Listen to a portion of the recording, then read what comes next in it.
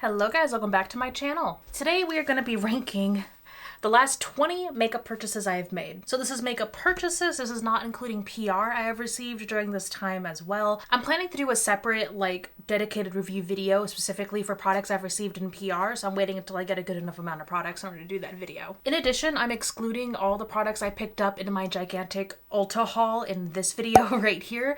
I am also again planning to do a dedicated video to review all the products in that haul because it was a huge haul. So if you missed it, I'll throw that up in the cards. So like the rest of my ranking videos, I'm going to rank all these products from my least favorite all the way up through my favorite. So let's get these organized and get started. Oh yeah, before we do that, again, I'm trying to get better at promoting the channel because we are so close to 7,000 subscribers.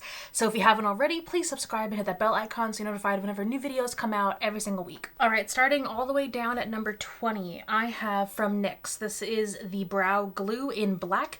And this is the very last place because this is not black. This is brown. I hate it when companies put brow products and they don't come out with a black shade. Like this is a warm brown. I like a cool black brow. So this is gonna get decluttered during my next declutter. All right, coming in at number 19. This one was a bit of a disappointment for me. I like the shade, but the application is a bit difficult. So this is from Rare Beauty, and this is the liquid highlight in the shade Enlighten. I like the shade. I'm actually wearing it today, but it dries down fast and is sticky, and trying to apply it with a sponge, it lifts my foundation and it sticks in place and it looks super weird. So you have to apply this with a brush, with a dense brush, and very carefully.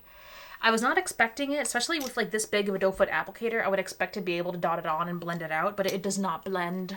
It does not. So I have other liquid highlighters I like better, so that's why this is all the way towards the bottom, just because I don't like that it's so difficult to get a good application out of this. Okay, the next 4 products on the list are this far down just because I have not gotten around to trying them yet. I know, it's bad, it's bad. So first I have from e.l.f.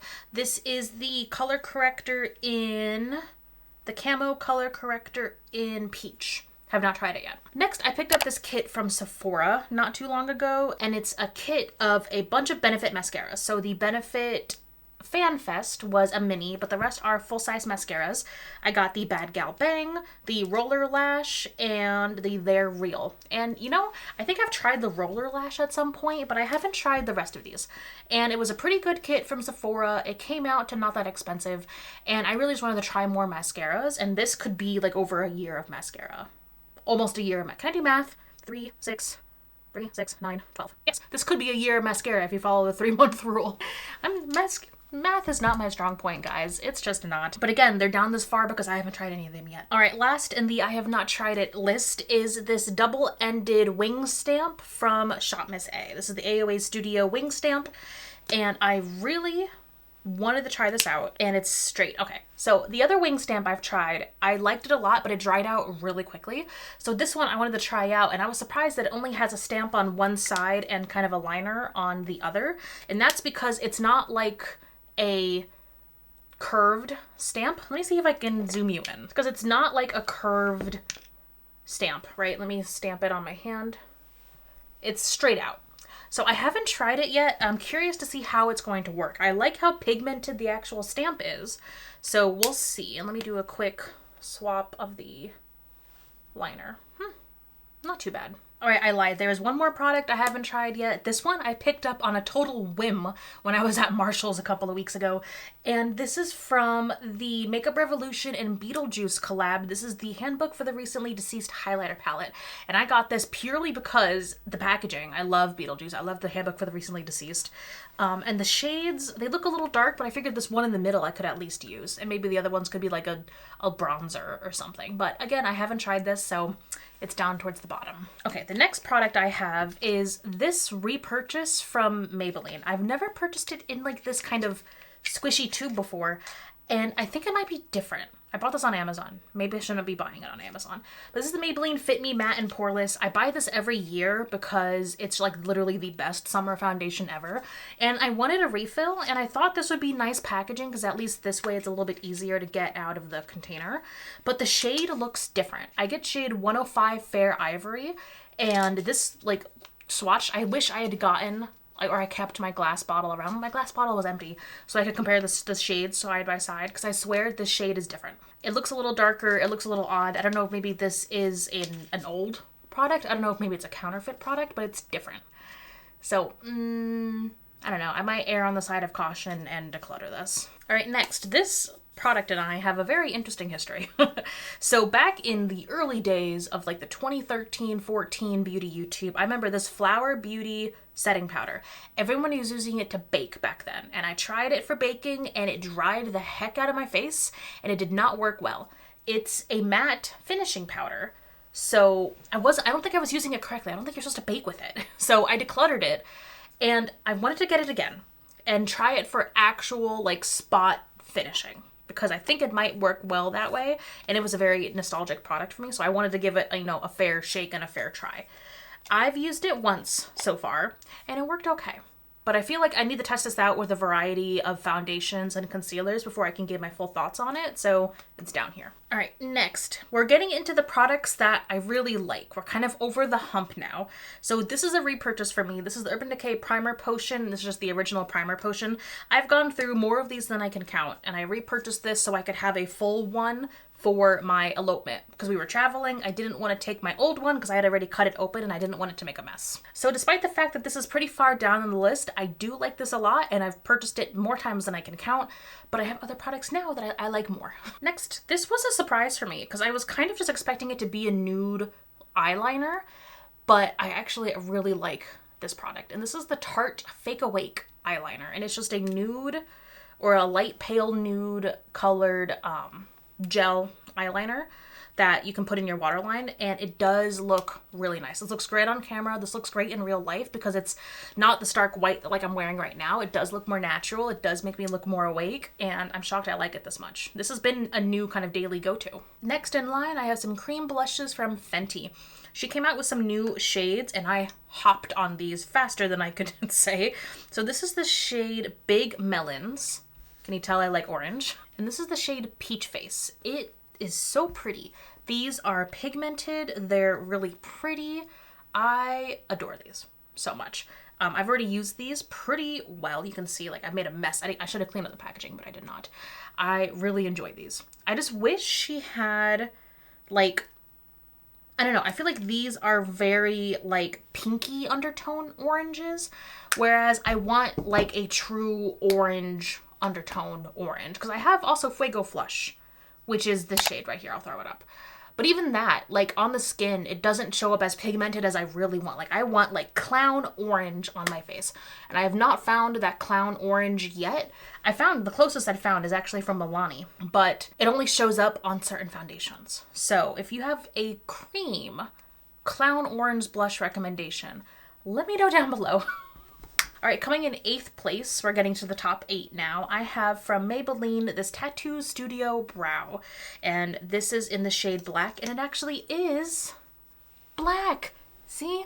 They brands can do it. I know they can.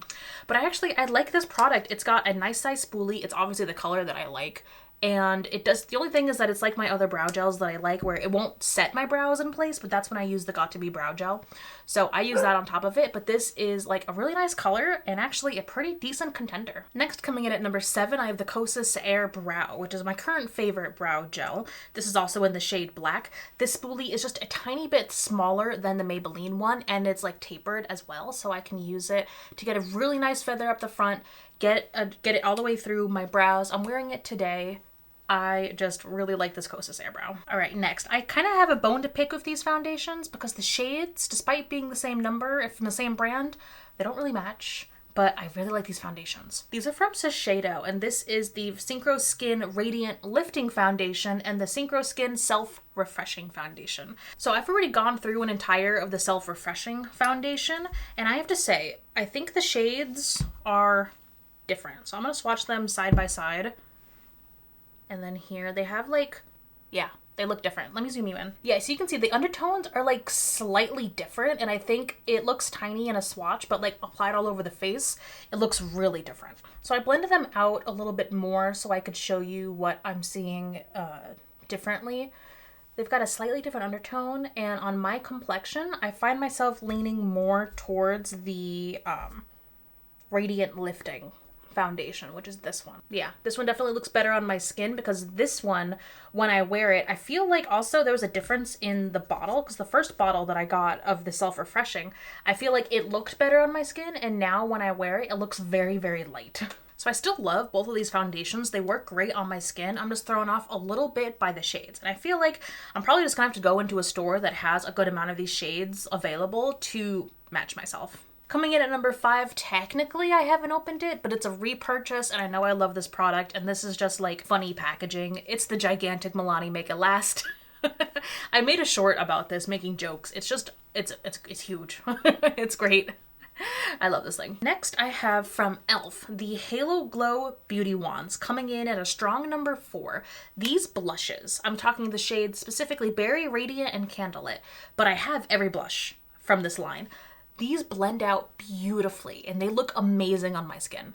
These, I'm shocked that this is from e.l.f. because if you had like covered this packaging and had me test this out, I would have guessed this was like a higher end brand. I am so impressed by e.l.f. lately.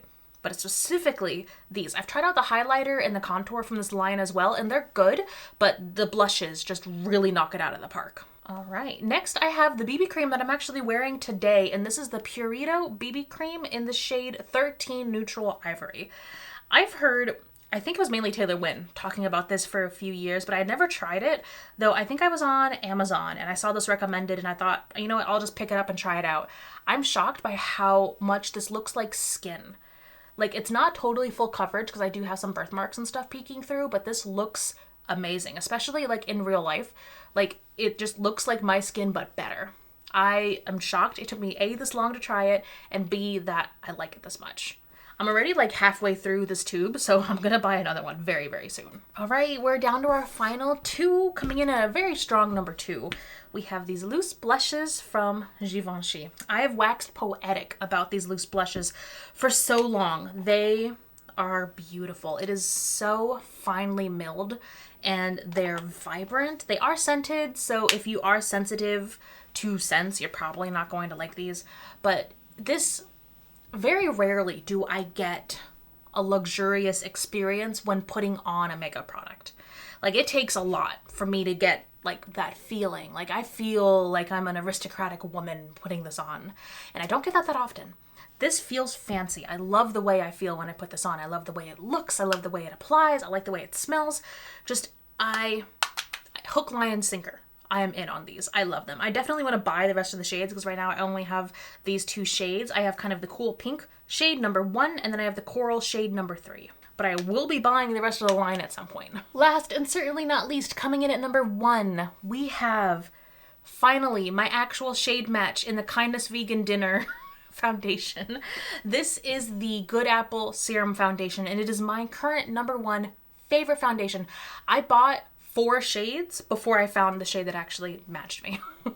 And that is shade number 10. I actually did a short where I swatched all those shades side by side on my face, so you can check them out. I'll link that up above in the cards. But this was hard to shade match because A, the pictures online are super duper photoshopped, and B, the shades oxidize. So in the first like 10 minutes you're putting this on, it does get like a shade and a half darker. But after that, you're good for the rest of the day. But that just made it so difficult to shade match this. But this is my shade. This is my go-to. It is shade number 10. And I feel like, unfortunately, Katniss Vegan Dinner, KVD Beauty, Kindness Vegan whatever, is going downhill, which is a damn shame because they had so much potential. I think I'm going to do a whole video talking about the lost potential of this brand. But I might just have to stock up on this particular foundation because I love it so much. So there we have it, you guys. Those are the last 20 makeup products that I purchased, ranked from my least favorite all the way up to my favorite. Let me know down below what's the last products that you purchased and what you thought about them. Thanks for watching, and I can't wait to see you in my next video. Bye.